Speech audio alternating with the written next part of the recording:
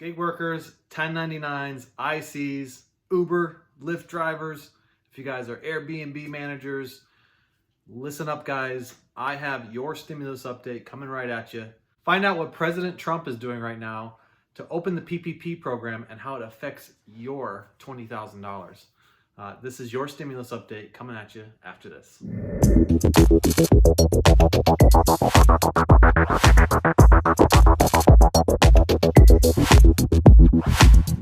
Welcome back, YouTube world. Thank you guys so much for joining me on another video of Ask Builder. I'm Edward Builder. Guys, thank you again. I can't thank you all so much for all of you who have liked, subscribed, dropped your comments below. You're really, truly helping the algorithm move this message to other gig workers, other Lyft, Uber drivers, Airbnb managers, small business owners, people that are suffering during pandemic times who are looking for funds, and through programs like the EIDL grants, the PPP programs, the PUA programs, everything that the CARES Act has brought to us. So thank you guys so much. Remember to like and subscribe down below, and join the channel. And we have some exciting news because we are nearing our giveaway of $100. For those of you who are just joining us and don't know about the giveaway, when we reach 3,000 subscribers, we're giving you guys one lucky subscriber. We're giving $100.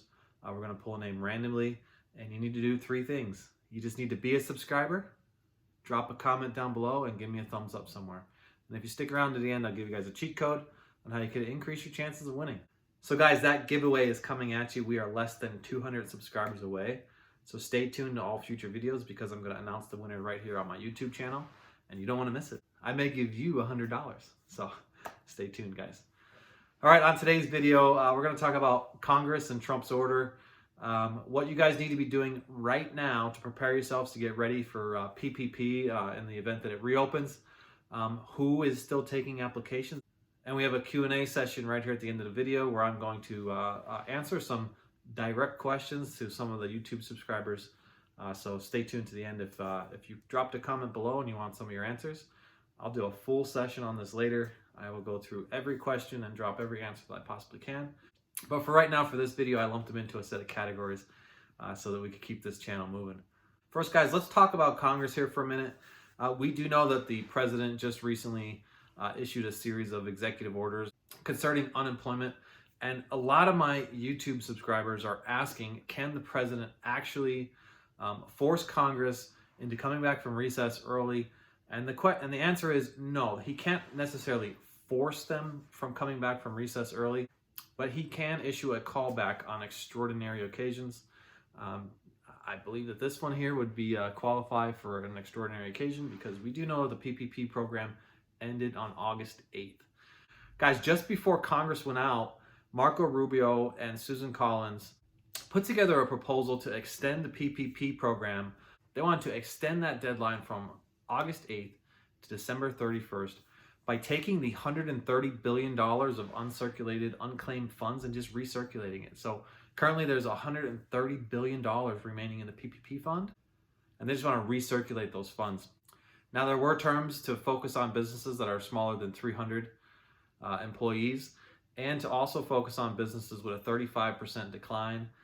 There also were talks of, with that 35% decline, the allowance of a second PPP loan. And there are additional talks from additional senators and lawmakers where businesses with a modest headcount, like ourselves, like gig workers, sole proprietors, businesses of one, where they would allow them to have a second round of PPP funds. So if you've already got and received a round of PPP funds, there are talks of bringing back yet a second round of PPP funds. So stay tuned for that coming up here in the future. And also included in this discussion was the idea to simplify the loan forgiveness portion of this. Right now, the loan forgiveness portion is very large. It's like a 13-page form, pretty complex. And they want to simplify it, and in some cases even make it an auto forgiveness. So you would automatically be forgiven if you received a fund below a certain dollar amount, and that dollar amount might be $100,000 or it might be $20,000.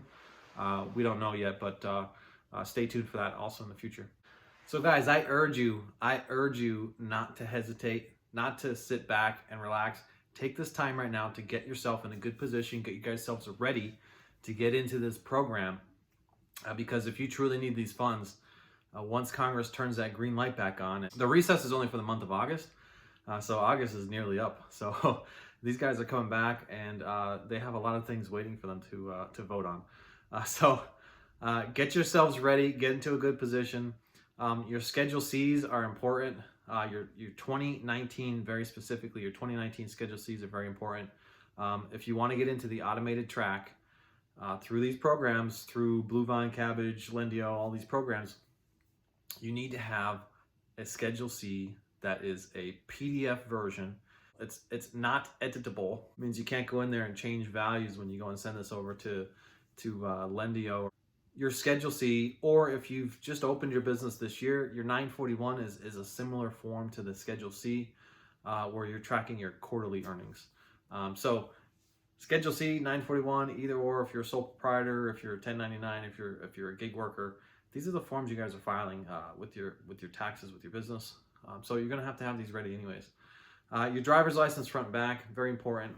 You guys need a bank account, so make sure you have a bank account available, because you're gonna have to put that bank information into the lender that you're applying with, because they're gonna want to know where they can send these funds to, and they also may ask for a February bank statement, because they want to know that you were open for business on February 15th. Now, maybe you might have like PayPal transfer statements. Maybe you might have some kind of transaction that says, "Hey, look, I got paid this much money from my Uber Lyft account or my Instacart account, and this is from February 15th. You guys are golden. Just get that ready to get it uploaded into the system." All right, guys, who is not accepting applications? Let's start there, okay? Right now, BlueVine, they've completely paused their portal. They are not accepting applications, but they did indicate that applications that are currently in the queue, they are continuing to process.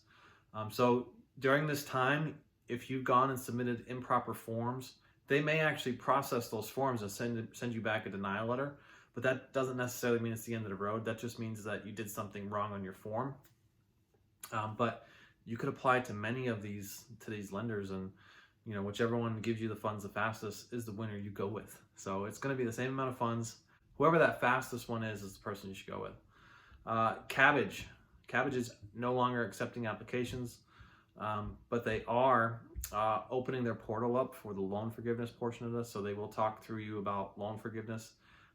I personally, through the group of entrepreneurs that I work with, they're all actually waiting to apply for loan forgiveness, because they're waiting for the easy form of loan forgiveness, or maybe the automated under this certain amount loan forgiveness portion to come from Congress. And I think it's coming. So maybe that might be a best avenue for you guys. Now, who is accepting applications? Lendio. So Lendio has a message on their website that says, "We will continue to accept applications in hopes that Congress passes an extension, but will not move your application forward to the SBA at this time because their portals are not open. But they will continue to process the applications in hopes that the program turns back on." So there is some good news there. All right, guys, I want to give you guys a little short Q&A session here. I've been getting a lot of great comments, a lot of very interesting comments, like, shout out to the guy who called me Dr. Strange, and, shout out to the people who say I look like Ross from Friends, or whatever you guys want to say. Appreciate all your comments. Thank you guys so much. I've probably heard it all before, but I think I even got called Wolverine at one point in time in my life. But so Ian writes, "I've been denied for poor credit," but he also followed up by saying that he never files his taxes. So when you read through comments from people on my YouTube channel, don't always take that as the declared answer, because here's a person who is saying that they were denied because of credit, but then they said, "I also never file my taxes." So, and that is one part of the qualifying criteria, is that you actually have to file your taxes, and you have to show that you have profit in the 2019 year, or that you had profit at the time of your first quarterly assessment.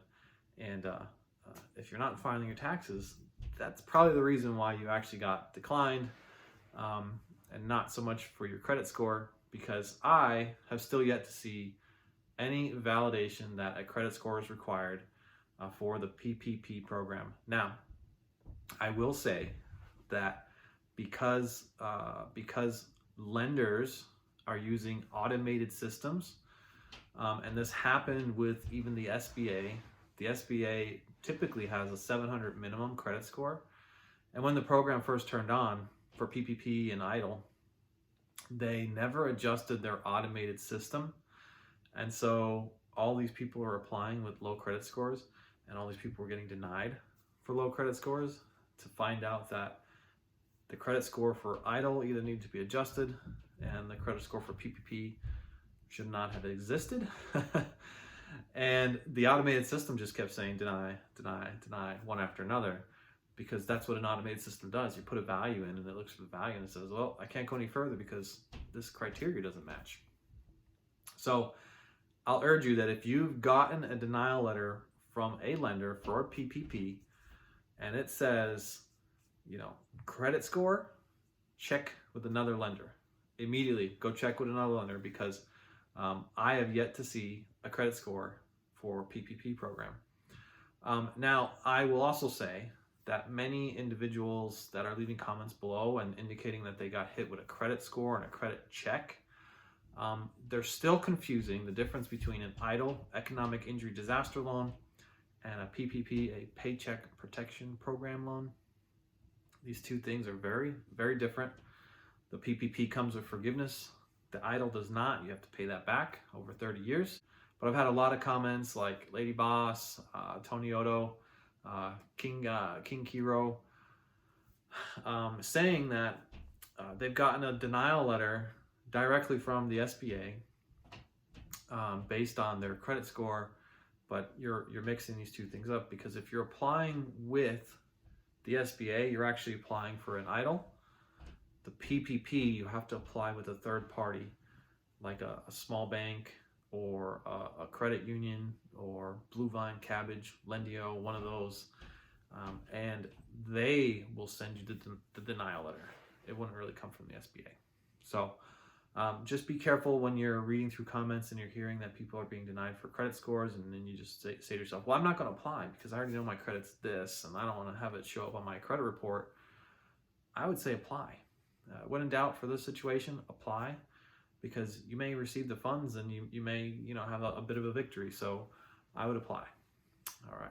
So and one last shout out. So Noah Wallace asks that if he has started his business. Now, he started his business before COVID hit, before February, but he said, I never started my LLC. I was waiting till I had the proper funds, etc., whatever, to start my LLC. But I went ahead anyways, and I started my business.